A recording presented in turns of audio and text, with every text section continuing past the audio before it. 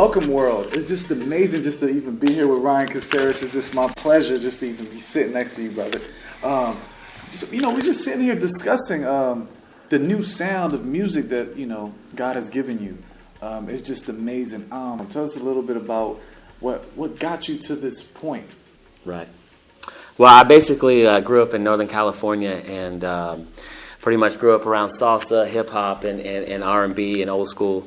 And, it was very very enlightening, young to be able to go out and dance and with my family and everything at the barbecues and stuff. And I just remember, man, what if you took hip-hop and salsa and fused them with that 808 sound? What would come out of that? With somebody that could sing, rap, and do all that. And so I always thought that, But I know for me, I had to go through a period, where I was going to church and I really started seeking God, and I really got into singing and learning how to sing tenor and bass and all that. And I had to go through a dark period, though, for a little while, Miguel, and where I wasn't really close to God, and I lost my wife.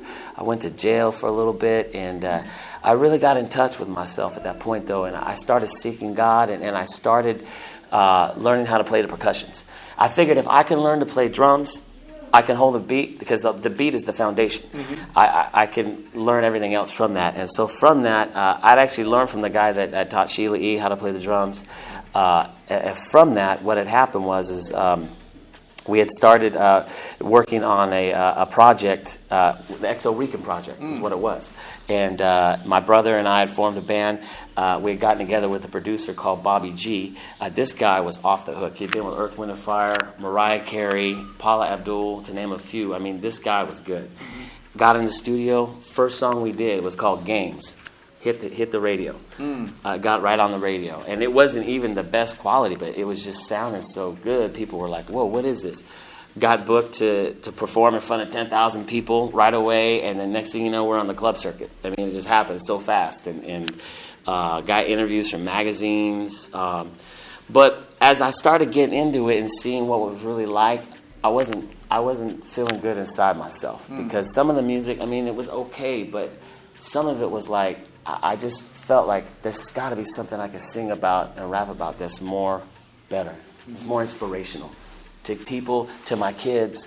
And so, long story short, I made a decision to seek God and get close to God again. Got in the studio, actually knocked out a song about the whole situation with my brother. And next thing you know, the group broke up. XO Rican Project, no more XO Rican Project. It was, and so I got back in the studio with Bobby G. We went back to the drawing board, and we started working on a new sound. It was even better than this. It was the Latin salsa sound, and pretty much this is what came out of it. This song right here, it's called No Way. Jesus salsa mix,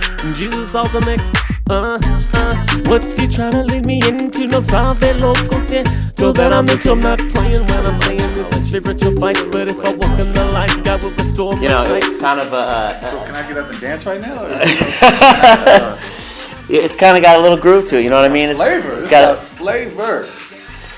It had a hard-hitting 808 sound with the congas, and I just wanted to do something people could dance to, yet feel good about singing, or hear on the radio and feel good about singing, as opposed to singing about, sleeping with some girl, some drugs you did, or something like that. Something that people would feel like, wow, I feel good inside,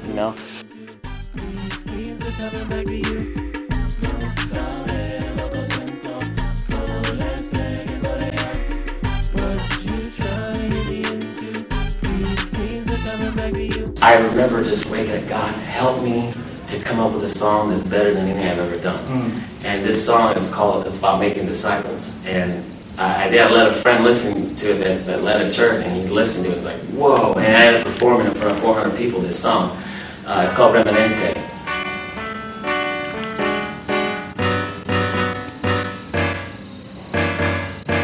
Go make disciples in the name of the Lord. Go make disciples and keep your heart close to the word. As I was working, minding my business.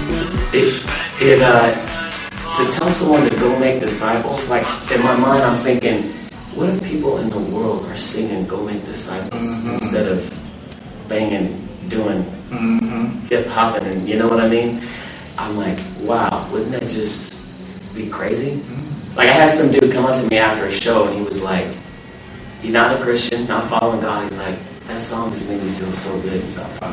So that's what that was the goal, you know. That was the goal. But I like, me and Bobby started working on this other song. It was meant to be a slow kind of ballad Latin jam, but it ended up turning into this fast mix, man, about family.